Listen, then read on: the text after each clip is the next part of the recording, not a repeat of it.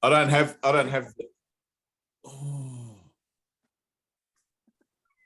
Welcome to Salvation 2022, where everyone's a winner and nobody goes home with anything. Yeah,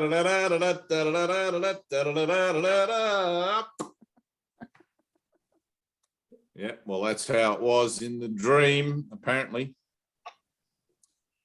So here, I like this week, since two or more are gathered, I like the idea of what I just opened and then lost the page. Oh. The idea of seek but do not find. I want to get into the idea of seek but do not find, because there's this is something that, if I put my finger there, I did a video actually. I don't know if it was about that. When I put my finger on my nose, right, I have to keep my finger on my nose with this. I want the feedback. I want the reflection back of this. But I mean, I'll get it if I have to do another video and put it on my page. Somebody will comment something, some smart ass that I've projected out there. It always happens. Usually it's new course students will like to tell me what the course says, word for word. And it's like, really? So, but how grateful can I be? Because like those guys keep you on track. So it's like when you get a bit old and crotchety in this, you tend to forget things. And it's like, that's right, Jesus did say that. So, but one of the things I like is the idea of seek but do not find, right? Which Jesus talks about quite heavily. Where the ego would have you convinced that what you're doing is in your own best interest, even though it's not, right? Which is, it's all in the spiritual domain, like it's all, I've got a really itchy nose, something up my nose, but the idea of all the work that I do, let's say, and I'm just saying I as the general I, like all of us, all this work that we do, practicing forgiveness and doing all of our stuff and making all these efforts and like thinking about stuff, watching videos, reading and everything like that, right? It gets to a certain point where that sort of activity becomes almost manic, right? It becomes almost manic where you'll find, and my dear friend Sue, when like if you've got my little book, the one that I actually wrote of my story of meeting Sue, when I met her and she said to me, I'll do anything it takes. She'd been a spiritual seeker for like 25 years or something. She had photographed images of like Papaji and Gangaji and all of the Gs and other people I've never heard of all around her kitchen, throughout her house, little Buddhas and incense burners everywhere, and a whole library of books by like some really good books, but everything from New Age to think, and it was just manic, right? There was no comprehension in her mind, and I'm putting my finger on my nose here. There was no comprehension in her mind that at any tick of the clock, she could stop all of that searching and be still. So when we went there was three of us went there, and about a dozen guys would turn up 2 to 3 times a week, and we would do session. And when we do the light session, it's different than well, it's the same, but it's a little bit different from here on the Zoom. It's more hands-on, more physical, and more stuff goes on. But the immediacy of both the releasing and the light reacting, right? I'll call it the light reacting. You know how like Wesley has a reaction sometimes and he gets that kind of like thing going on, right? So that's one of the more obvious light reacting. It's like Michelle, sometimes Michelle's on and on here, and she gets this sort of like thing that happens to her, and that's pretty much sort of what I get. There's Julie.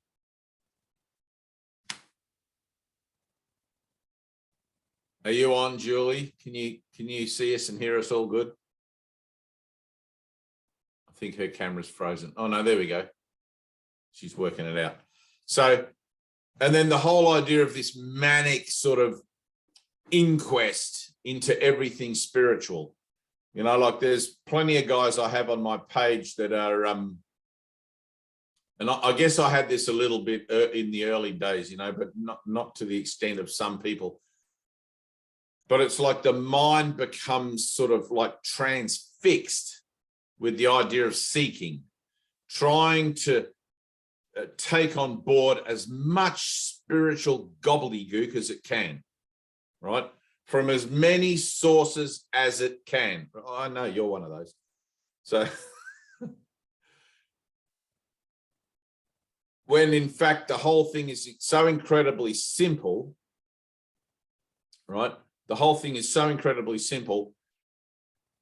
Doing this, right? This is me. I'm reading about it. I'm reading about it. I'm reading about it. When do I do it? When do I simply go, fuck all this shit? I've read 1,000 books. I've sat at 1,000 satsangs. I've done 100 meditations and blah, blah, blah, blah, blah, blah, blah. It's time, right? Now, the point at where it's time is already set in your mind somewhere, okay? The point where it's time is already set.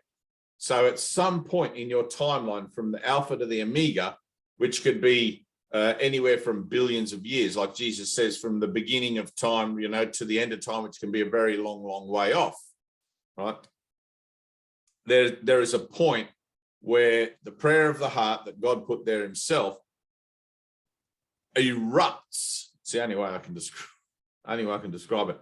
Erupts from you as this kind of outpouring of longing to know your Father. Okay, this outpouring of a longing to be loved and to love unconditionally, right? Until that occurs, everything is sort of like practice. Everything is still kind of like in the seeking but do not find, seeking but do not find.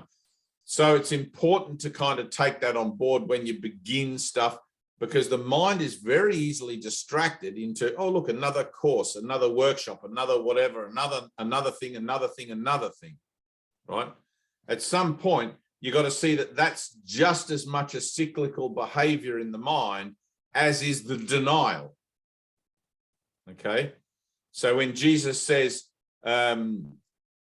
you seek but do not find, that's what he's talking about, right? You can stay seeking for thousands of years, right? At some point, you got to go, hang on a minute, what am I doing here, right? It's like when Sue showed me her library of books, she was almost distraught and in tears. She said, I've been doing this for 25 years or whatever it was. It was a long time anyway. And I've got all these books, and I looked in her room and there was like, seriously, there was a big bookshelf and there would have been about easily 300 books, right? All about, I know, right? I know. It was manic, right? All by different spiritual authors, New Age, everything. It was all there. You couldn't walk into a self-help bookshop and find more books about stuff. You had everything. So I sat her in the middle of her bed and I piled all the books up around her like a little fortress. And I said, this is what you're doing to yourself, Sue. You're imprisoning yourself with all of this reading, taking on board all of this information, when in fact the whole entirety of the process of salvation is so very simple. You don't need even one of these books to tell you what to do, right? You just have to be still and let it happen of its own accord, right? And then we started doing the meditations, of course, and things started to happen for her. And all of the books became instantly redundant. And I think actually that we started burning them in the potbelly stove because it was the middle of winter and like it was very auspicious to have such a a fuel suppliers, books that had been so overly read that they were just no longer wanted. But Angela, what's she doing up at this hour of the day? Angela Jones, are you there? It's a good time. She's in the UK too, I think. I know. What time is it in the UK? It's a good time for the UK. That's what I was Oh, telling right, okay. Julie. So anyway, so seek but do not find. All right. It's important. Oh, there she is. It's important to take that on board, right? Because it's part and parcel with your purpose, right? It's part and parcel with your purpose. Like the last thing you want to be do is reading this course for the next 30 years. Okay. And it's really important to me anyway, that I get that out there, and that if you can hear it, you can hear it. Because the whole purpose of the course is to save time by collapsing it. The whole purpose of the course is to save time by collapsing it. We're bringing the alpha and the omega together. We're no longer out there looking that way or that way or that way. We're being still in the moment where we recognize our cycles, whatever they may be, right? In this case, we're talking about the seeking cycle. We're being still in that moment and getting in touch with, is that really me? Do I do that? Right? Now, if you can see that you have an association with what I'm talking about in any regard, you can go, oh yeah, it must be me because I've reacted to it. Therefore, I must have given that a meaning. I have an association with it somewhere. Okay.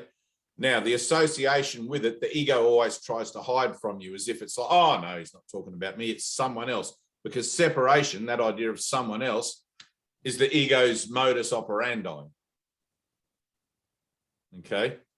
Always loves to generalize everything rather than being specific and taking total responsibility for it. So when I put my finger on my nose, it's like I used to have a little collection, a little library of books and things. But for some reason, I was always beset by this kind of inner calling, it was like a pull. I couldn't avoid it. It was just like, it was such a strong sense that I had to do something. I didn't know what it was that I had to do.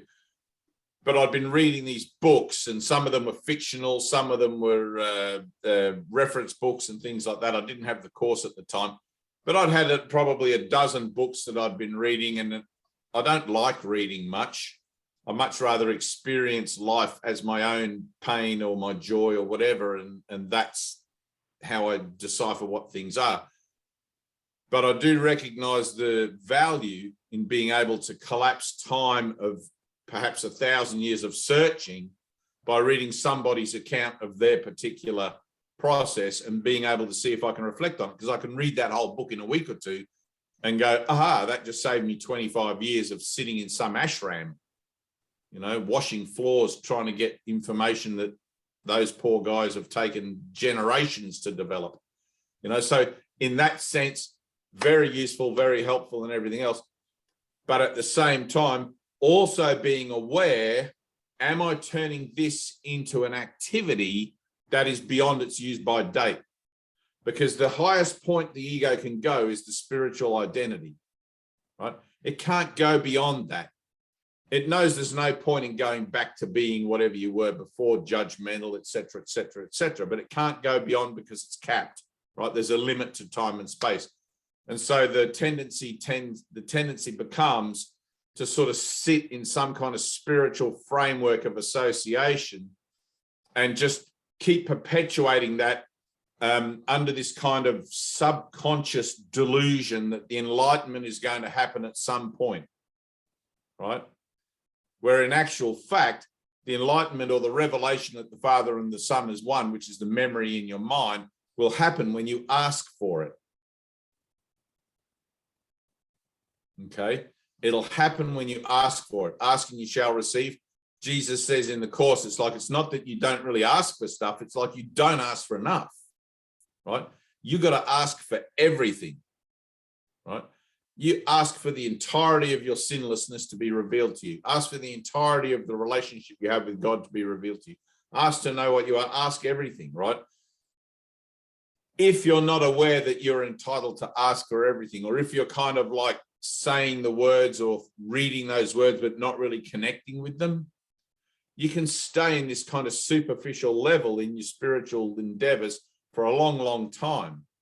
At some point, you have to allow the pain of the ignorance that's biting at you to become so unbearable that you actually put your hands together and ask for the whole thing, right? Which is the prayer of the heart. Now, what that looks like for each of you, I have no clue, right? But there's nothing that I've ever encountered in the course or in any other spiritual thing that says, oh, well, you can't have it until, right? You can't have it until you do this. You can't have it until you do that. The only thing it says in the course is that God will fulfill his part when you've done yours, right? Your part is to see your interests and your brother's interests as not separate. That's it. That's the whole thing. When you want it for your brother, as much, I think Krishnamurti used to say, when you want enlightenment for others more than you want it for yourself, then you're on the right track. You know, but it's like when you want salvation for your brothers as much as, and if not more, whatever, I don't even really know if not more what that would even mean, but I mean, it sounds good, but when you want it for yourself and for others passionately, not just as a concept, passionately, something you feel in your heart, right? It's like, I really want love. I look out there in the world and I see all the crap that I've projected out, and I understand that I'm getting the results of this particular scenario because I'm the one that's given it meaning, and my brothers have to play those parts for me and blah, blah, blah, blah, right? And you're somewhere in the process of your transition from going from denial to the forgiven world, from the world of denial to the world of forgiveness as a perception, right? But at some point in there also, there's like this other factor that comes in that says, I don't want to be doing this forever, right? I don't want to be sitting here remanifesting stuff to forgive forever and ever and ever. Let's just get it done. Okay? Let's give up the world. Let's just get to the bottom of this shit heap, which is my thing, and be done with it, right? Now, what that looks like for you, I have no idea. I can tell you that when it happened for me, I wasn't prepared for it, right? I didn't know what was happening. I didn't know why my mind was going so mental. It was just off tap. I'd gone from being reasonably able to control or take care of the particulars of my day-to-day life to being completely unable to manage my affairs in any regard whatsoever, right? I would stand sometimes at my front door looking out, right, wondering, why am I standing here looking out, right? For hours, I would just stand there in this kind of stupor. I don't even know how to talk about it, like a malaise or like a thing. And the thoughts in my head were just going crazy, like fever pitch, right? And I knew somewhere inside I had to go and get help somehow. But I also knew that even though I didn't have the course, I also knew I was on some kind of spiritual journey and that I was looking for truth. I just didn't hear myself say that, right? I couldn't hear myself telling myself what I was actually about. I was saying the words, but not really connecting with it, right? And I had a in my toilet, I had in my house, I used to have people come in and out of my house all the time. The doors were never locked and people would just flow in and out and borrow cups of sugar or whatever. Like I lived in this kind of very wild sort of hilly hippie sort of community, and I would never know when I came home. I had a little 3-day-a-week job. I would never know when I came home if there would be people in the kitchen cooking dinner or if there'd be a party going on. I really didn't know, right? That was how I kind of lived. It was just so open, I suppose. But I hung a pen, a big marker pen, an oil marker pen in my toilet, right? And on the back of the toilet door, so when you're sitting in there, I wrote a little thing in a square saying, please write inspirational quotes and other things on these toilet walls. Nothing stupid, just keep it standard. And within about 3 months, there was hardly a space left in the toilet where anyone could write anything. And I would sit in there and I would just read like all the Be Here Now and quotes by Krishnamurti and quotes by UG Krishnamurti and things about Krishna. And because like literally 10 minutes down the road was this massive, it's Australia's biggest Hare Krishna community. So a lot of my friends were Hare Krishnas back in those days, and there was Orange people and the Moonies and all of that where I lived. It was just, that was prolific. But everything came to a head. Everything came to a fever pitch where I just couldn't take it anymore, right? Now, there's a point in you where you just can't take it anymore, right? And that idea of picking up another book to read about what you already know about is a distraction, okay? There will still be authors out there writing books about the Course in Miracles. There will be authors out there writing books about Be Here Now. There will be a never-ending stream of things you can read until you drop dead. Right? That's how it is. You have to recognize at some point, because we're examining our own internal dialogue, our own internal frames of reference here, looking for our blocks. Right, so Jesus says, look for your blocks and find them, or seek for your blocks and find them, right? Now, those blocks are going to be catalyzed by the external situations of our experience in the world, right? In the spiritual domain, when we transition from our human understanding, our ignorant understanding or lack of understanding, to a more enlightened perspective of life and things like that, what we tend to do is use the same mechanisms of thought, cause and effect, attack and defense that we did in denial with our spiritual stuff, right? So we're taking a whole bunch of gobbledygook that makes sense to us, suddenly realizing it doesn't make sense actually, and choosing for something else. But we're choosing for the something else with the same mindset that we were doing all the gobbledygook back here with. Right, and it takes a moment for this one for this side to catch up and deal with the backlog of everything there. So with the workbook lessons, for example, we start doing those lessons and start practicing our thinking in a different way and looking at our thoughts differently, but we're doing it with the same mindset that we were doing the gobbledygook with. Okay, so which is why literally it takes a miracle, not a conceptual understanding. It takes a miracle to bring about a shift in consciousness to transform our mind enough so that we can actually connect with what we're reading, actually connect with what's being said in those lessons, right? Jesus says you have eyes but don't see, ears but don't hear, and all that sort of stuff, right? That's a true thing. When you have a miracle, right? When you're praying, it's like, I need the healing of my mind here. I can hear something, but I can't quite touch it. I can't quite connect with it. I keep coming up against this same particular feeling that there's something here for me, you know, and I've had that many times doing the course and stuff. It's like Ted used to sit and talk in session. He would talk for hours. He'd talk nearly all day sometimes, right? And I knew I just had to sit there and listen. Even if I listened for 5 hours and I heard 3 words that really resonated with me, it was worth it, because I knew that everything out in the world was nothing. At least in here, sitting with him, I had the hope to hear something, right? And I would sit there, and I would hear something. He would say something and it would resonate with me. And I'd be like, what is that? What is that he's saying, right? I'd try to grasp it conceptually. It was like grasping at thin air. There was nothing really there. But I knew that there was something he was saying that was important.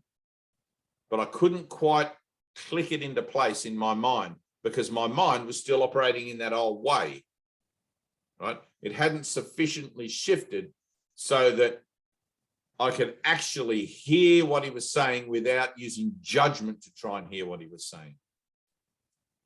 Does that make sense? Which is a kind of a way of pure listening, right? So even when you're listening to me now, You're listening with a conceptual mind that judges my words based on other words and sounds that you've heard similar to what I'm saying in order to try and put into a frame of reference you think you can utilize the information that I'm offering. Okay? That's the mind that's never going to hear this. Right? Listening like that is the mind that is never going to hear this. Okay? You literally need a miracle. Right? That is the mind that wants to pick up the books and do the next workshop and do the next thing and the next thing and the next thing and the next thing. Okay? Somewhere, right? I put my finger on my nose, but somewhere there's a point where you realize I am my own worst enemy. I am my own worst enemy. I'm trying to hear something with the same mind that is acting in denial of the hearing. Right? And I keep turning up again and again and again to hear something, doing that same thing. I keep reading books again and again and again to try and get something with the same mind. All right? You're starting to see where I'm going with this? So literally, and not hypothetically, literally, you need a miracle. Okay? Literally, you need a miracle. I've seen documentaries of people going to Lourdes, you know, in France to have in their wheelchairs, you know, and they Scooby-Doo down the corridor and try to get into the water in the grotto there, and going to John the healer in South America, John of God, and Dr. Fritz when he was around, and all of those sorts of things. And it's like the effort they go to travel, to prepare, to all of that stuff, right? If you could compress all that effort into one moment, that would be a really good moment of prayer, right?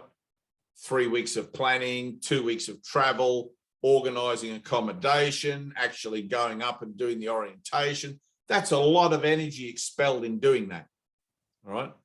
Now, if you could look at that as, I need to do that in my mind. I need to give that amount of devotion and energy to my prayer, right? In one instant, in one moment. And it's like, I don't even know how, you know, like how you're hearing that when I tell you that, but it's like a pilgrimage or like, there's no more useless, don't do a pilgrimage. But the last useless journey was the journey to the cross, according to Jesus, and I'll just take his word for that. But if you can imagine a pilgrimage, right? So the pilgrimage of St. Francis, for example, up over the mountains and down into Spain, sort of thing. During the middle of winter, that's a freaking ridiculous amount of energy expelled to do that, right? In you is a ridiculous amount of energy, right? We'll call it light energy, right? That light energy exists in you as potential, time and space, okay? You've got to muster it up. So it's like, at some point, by seeing what you're actually doing or not doing in your own mind, that needs to be the catalyst for realizing, oh man, I need to pray. I really need to pray. I need a miracle, right? And have it be more than just the words. It's got to come from so deep. It's got to come from the heart. It's got to come heart and mind together. Boom, shanka. I'm doing this, right? Jesus went into the desert for 40 days and 40 nights without food, without water. This is according to the ACIMs and in the Bible and everything, to face the devil, to face his temptations and all of this sort of stuff. It doesn't matter what he did it for. Just that devotion and that dedication and that effort and that energy expended into that, right, for a 40-day period. If you can collapse that 40 days of energy and effort, because everything's just a frequency, into one moment of prayer, you would accomplish exactly the same capacity of result. Okay? But it looks different for everybody. It looks different for everybody, right? The miracle doesn't take time. It takes willingness. It takes that willingness to be still and just let it happen, right? The prayer of the heart, just let it happen, right? I need to be still and talk to my Father. I need to be still and commune with the creator of all things, the creator of everything, the creator. Try to get a sense of that, right? In our sort of superficial lives, we're riding on buses and we're sitting in our bedrooms and we're just doing whatever. It's like, do we ever really stop and try to take on board the enormity of talking to God? What that really means. Moses climbed a mountain to talk to God, you know? It's like I climbed a mountain to talk to God, probably not as big as Moses' mountain, but it was a good effort, right? The energy of climbing the mountain is the same energy compacted into a moment of prayer, right? You can externalize your seeking, your journey, your everything like that, but really it happens internally. It's an internal process from start to finish. But because we're so accustomed to externalizing everything, at the beginning, we externalize our journey, right? We look for teachers out there. We look for books out there. We watch videos, movies, everything out there, right? Seeking. We're not going to find what we're looking for out there, but because we're constantly distracted by looking out there, we tell ourselves these stories like, oh, I'm on my spiritual journey. I'm doing a transition. I'm this, I'm that, I'm the other. We're seeking, but we don't actually find, right? At any tick of the clock, you can turn within and just go, all right, I'm done with books. I'm done with teachers. I'm done with everything. I need to find God. I need to remember my Father. Right? When you're willing to do that, the means for doing that will be given you. Okay? When you're truly willing to do that, the means for doing it will be given you. And it's going to get crazy, right? The ego, which its sole purpose is to keep your attention focused on the physical representation, the physical association of things. The ego doesn't like it when you try to detach yourself or distance yourself from that false identity, right? And when you enter into stillness, that's the worst thing because it can't follow you there, right? And it starts to shriek and shout, and it's like, hey, that's terrible. Don't go near that big, dark, empty void in there because you'll die. You know, it's like it's like these horrible toning voices. And it does. It feels like completely terrible and horrible in there, right? Jesus talks about it in the Course as a tiny moment of terror, right? When it happened to me, I didn't think it was that tiny. It was something that I wanted to slip my wrists to avoid. Literally, I had a knife in my hand in the dark night of my soul. I was ready. I definitely would have if it hadn't been for the miracle, right? But I chose God over death. I didn't want to die, but I couldn't put up with what was going on in my head for one day more. That was it. If God didn't save me, show me, turn up, show up, throw me a party, I was out of there. Right. The next morning, I found God. Started hearing the voice. Everything happened because I went energetically to that place where I had nothing left. Right. I didn't have to climb a mountain, go on a pilgrimage to reach that place. I didn't have to do any devotional stuff. I didn't have to read 1,000 books. I just had to tell myself that there was no point to my life if I didn't know what I was, if I didn't know the meaning of life, if I didn't know anything. And that really grew and grew and grew as a theme in me somehow, right? I don't remember actually ever sitting down for a long time going, there's no point to my life, there's no point to my life. I just kind of knew it. I just kind of knew it through and through. And it drove me onward and onward and onward to try and find meaning in my life. All my books became pointless. What am I going to do? Read another book about how I need to find meaning in my life? Go to another workshop, watch another video? It's like, where does it end? At some point, I've got to find. At some point, I knew I had to find God. And if there was no God, I was going to slip my wrists, and that would be the end of that anyway. You know, I was done with it, right? When Jesus says, give up the world and follow me, I'd given it up. In that moment, I'd given it up, right? But I see, because I've been in this association now of with the course and course groups and now Zoom groups and things like that, for 25 odd years, I've come across hundreds of people trying to pursue their enlightenment through using the course and whatever, which is great, right? But so many people doing so many different things trying to do that, right? And when you sit with a course group, right? So I sat in Sydney with, there was about 8 people in this particular little group, and we stayed the night there. They billeted, there was 3 of us went down, and they billeted us in this house. And the house was the home of a witch, right? So this is how crazy it gets, right? She was a witch when she introduced, hi, I'm so-and-so, I'm a witch, right? I didn't even ask her how long she'd been reading the course. I didn't even bother, right? And there was somebody else that was a crystal healer. There was somebody else that was a clairvoyant. Like, there was this whole sort of like eclectic gathering of people that had all these associations with temporal identities on a spiritual sort of plane, right? To them, that was spiritual, okay? There was no comprehension that to actually step into something new, they had to let something else go, right? When we do a light session, when we do everything, everything has to go.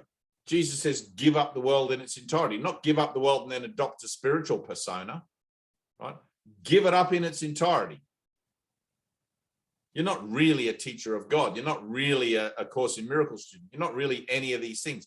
These are temporary kind of frameworks for learning that we take on board until we can finally connect with what we're hearing, until we can finally hear, oh, I'm a child of God.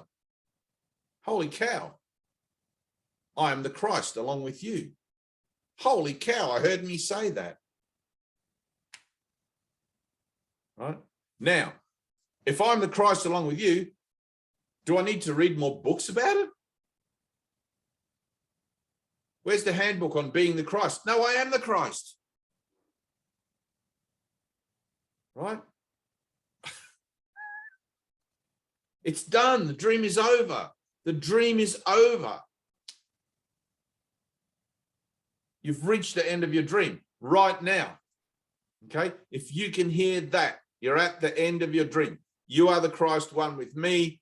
Now, what do you want to seek for? What else is there? You want to go and learn how to be here now with Eckhart Tolle, or you want to go and read Jonathan Livingston Seagull again for old time's sake? You know, it's like,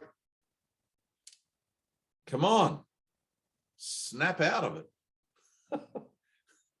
I'm the Christ, you're the Christ. There's no big trumpets, we're the Christ. There's none of that. It's just a very simple and humble kind of understanding where in that we're all one, we're all the same. It's like Yaman, you know, I and I. We're all the one thing. We are all one. That's it. You don't need to read another book. You don't need to go to another workshop. Start living from that. Live from that recognition, I am the Christ. From that understanding, I'm the Christ, until you hear yourself say, I'm the Christ. Like really hear yourself say it. Then you'll want to know what that is. Then you'll want to know what that is. Until then, you're just hearing, I'm the Christ, with the same mind that's in denial of the Christ. Get it? Right. It's kind of tricky. You can miss it, right? I'm the Christ. Yay, but I don't really know what that is. Boo. Hooray, I'm the Christ. Boo, what is that? I don't know.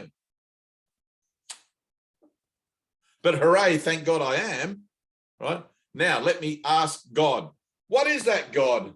What is the Christ? Show me. I want to know. Because God is the only one that can show it to you. Not another book, not another video, not me, not anyone. Only God. Now, what do you want to do? What do you want to do? You want to do another Zoom meeting, or you want to talk to God? See what I'm saying? You want to keep seeking, or do you want to find? It's time. It's always been time. It's always been present, omnipresent, instantly present. Time to find your Father. Time to remember your Creator. You don't need another lesson. You don't need another course in miracles. You don't need any of that crap. You'll need it after you remember God. Just to help keep your head on straight. It's so incredible. The experience of remembering God is so beyond anything the world. You'll be like on cloud 9, not even cloud 9, cloud 12 for months, for perhaps years afterwards. Your whole life will fall into a shambles. You won't be able to organize anything. Your mind will just be this pulsing, radiant expression of light internally, and you'll be like, oh, like it's like Frankenstein. They put the bolts and supercharge you, and you won't know what to do with that, right? Which is why the purification of the mind is necessary, so that you don't corrupt the experience, so that you don't waste it, making up some kind of new identity about what you think that experience showed you about yourself, bringing it back down to a human level. Get it? Right. Good talk.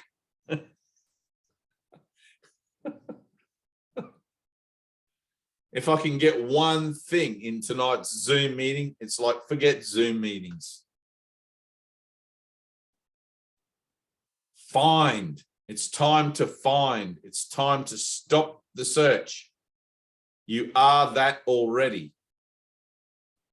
It's time to face the terror, face the fear of going into that silent place in your mind and allow it to suck you in there like a vacuum, and you'll pop out the other side into eternity. I promise you. You'll actually pop out before you go in, because you're there already. The moment you realize you're being drawn into that void, you'll be out the other side before you can go, what's happening to me? You won't even have time to ask the question. It'll be just like, bam, in the twinkling of an eye. In the twinkling of an eye, behold, I'm changed, all that sort of stuff that he talks about in the Bible, right? It's literally in the twinkling of an eye. But you've got to want it. And you've got to first realize, I don't want it. Because the mind telling me that I want it is the same mind that's in denial of it.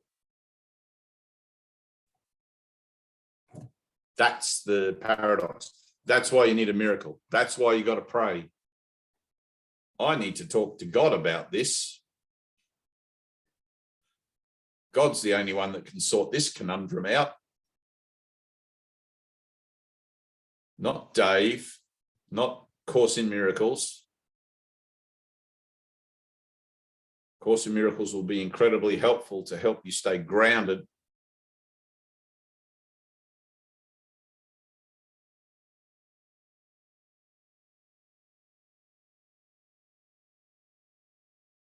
Now you're stuffed. Now what are you going to do? Keep searching or find? Keep searching or find? What are you going to do? Can you hear me asking you that question? What are you going to do? I've told you your dream is over. You're at the end. You are the Christ, one with me. Do you want to know what that is or not?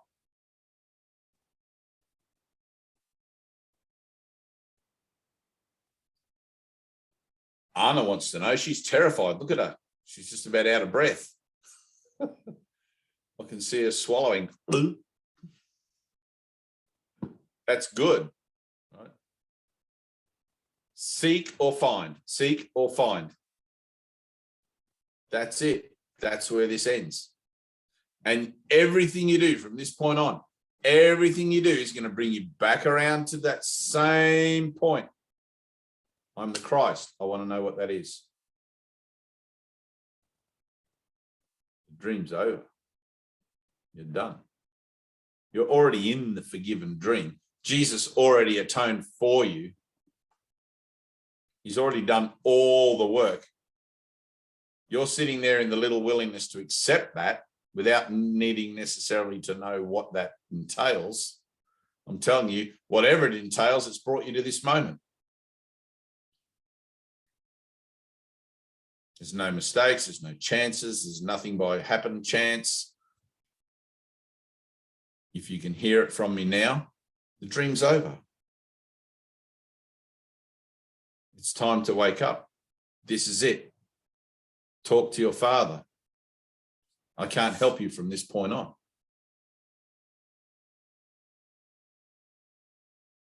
I can't help you from this point on. You're free. That's going to be the most terrifying thing you've ever heard. You're free. It's up to you now. And you can do it because you did. It's time to leave the nest, baby bird. It's time to jump. It's all or nothing.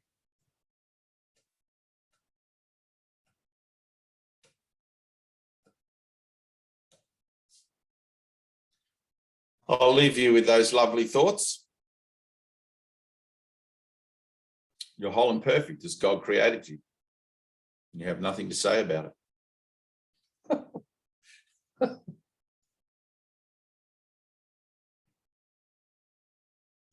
And when you pop out the other side into eternity, I'll be there to greet you.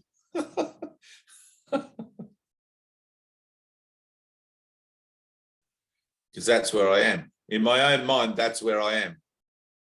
In your own mind, you're wondering, what does that mean? What does he mean by that exactly? In my own mind, I know perfectly well what I mean by that exactly. It's like Neo in the Matrix. I'm already out of the red jelly. I'm in the other thing, talking to you through the Matrix now. Reanimating this foibless avatar to, how can there be other people on the planet that are like that? How do I know? You don't. It's a leap of faith. Everything's a leap of faith.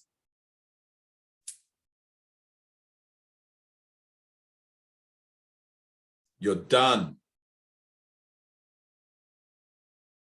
No more books, no more nothing. Sit there in that doneness. Let it become so overwhelming that it sucks you in. Let it consume you.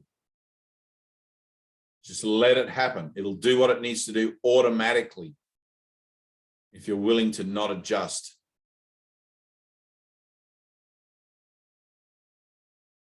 Let it happen. It's time to remember your Father. Or you're going to wait till tomorrow or next week. Jesus lets you off in the course. He says, maybe today, maybe tomorrow. He knows how unwilling you are. I know because I know how unwilling you are. I know how unwilling I was. I didn't actually know what I was getting into, so I don't know if I was unwilling or just stupid, but here I am. I kind of tripped over enlightenment. I didn't have anyone telling me to be still and let it happen. It just kind of smacked me over the head with a saucepan one day. I don't know if I would have preferred it the other way around, but it was a nightmare afterwards. I didn't have any mind training or anything. I was completely unprepared for it, and it threw me completely under the bus. If it wasn't for Ted and all the guys that were at the healing center there where I was sent, I'd probably still be locked up in some kind of an asylum, running around naked going, I've seen God, woohoo, woohoo, and laughing like a maniac. I did that for a while anyway, but the dream's over. Your dream is done. You're the Christ along with me, unless you want to continue to deny that. Now, wouldn't you like to know what that is? Be still and know that I'm God. Breathe. Let it sink in. Let that sink in. It's time. Perhaps today, perhaps today. Let's not give ourselves the back door of tomorrow. Let's just hold ourselves accountable to it. Ready? Oh.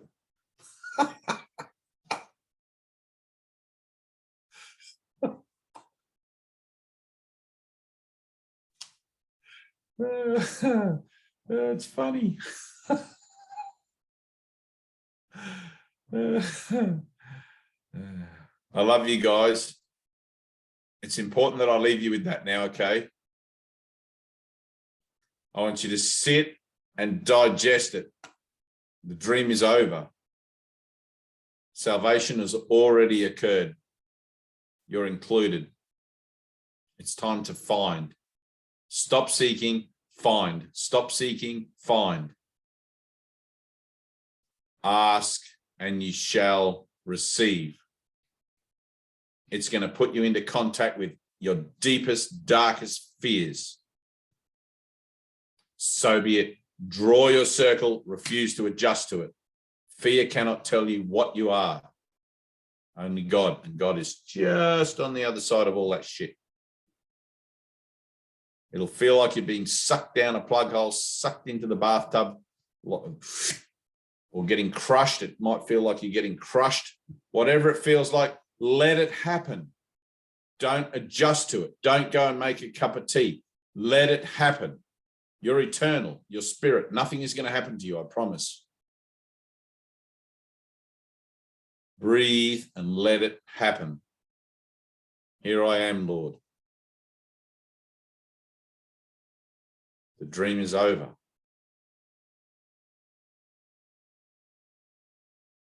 No more seeking. You got to find that in you, that determination. No more seeking. I'm done with it.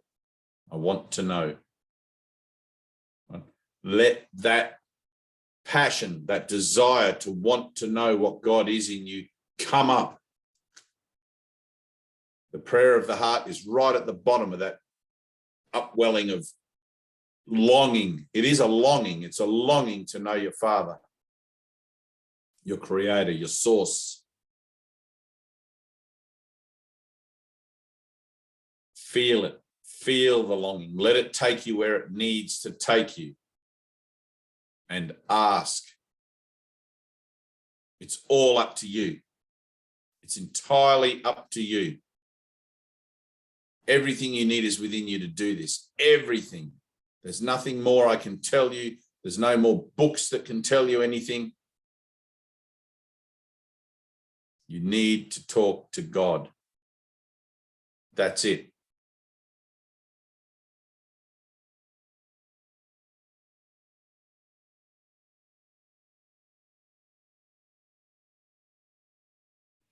See what it says in my hat? This is the way. It looks backwards. I don't know if it's backwards in the screen. This is the way. It's my Mandalorian hat. This is the way. The way, the truth, and the life.